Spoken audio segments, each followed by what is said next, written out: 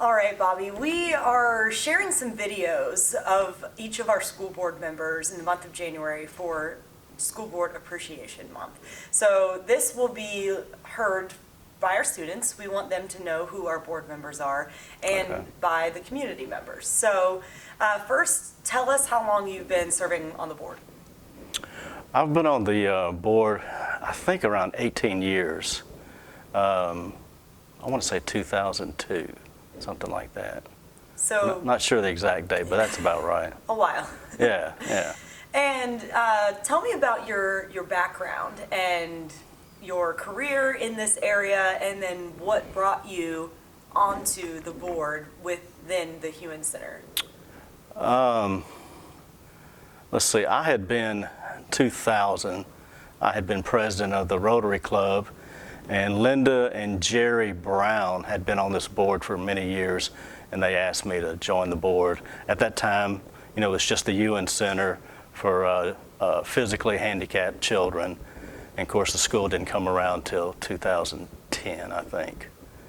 I'm originally I grew up in Port Arthur, attended Port Arthur schools, and then I graduated in 1980 from Lamar with a business degree in finance.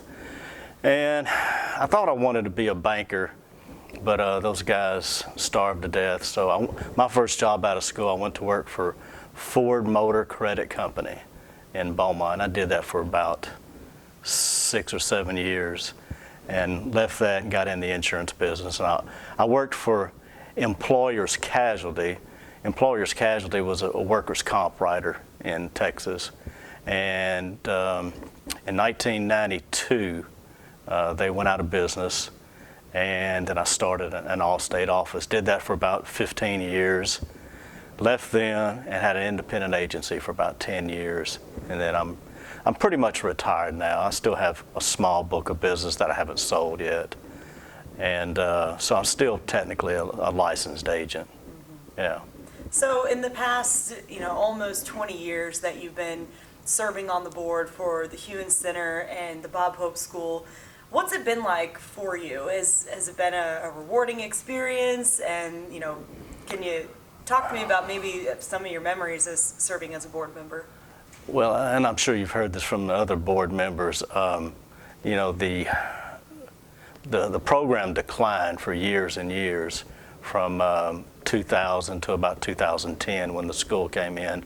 And so it literally was survival a couple of years right towards the end. And finally the program ended with the state, and then we got our charter for the school. And of course, since then, things have just gone fantastic.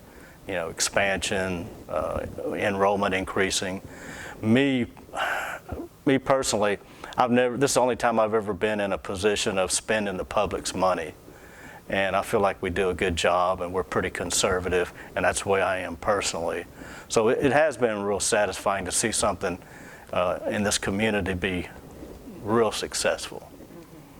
I don't know, that's what gives me a lot of gratitude. I don't have any kids in school anymore, but I still support the kids in the community, and it's a way for me to give back a little bit. Yeah. And our board, we have an insurance, businessman like yourself, machinists, Yeah. pilots, Right. educators. It's a very well-rounded group of people. Does that make you all come together with your ideas and have differing opinions, but then, make it all work for the betterment of Bob Hope School? Yeah, I think in this situation, we're mostly an older group. We don't have too many, I don't think we have anybody that has education background. But have a lot of guys that are business owners. That's right, Gary Stretcher is education. But guys that are run businesses, and in a lot of cases it's watching the dollars. We don't pretend to be educators and know everything about the curriculum and that type of stuff. That's up to Bobby or Dr. Lopez. But it is about, in my opinion, watching the dollars. Mm-hmm. Yeah.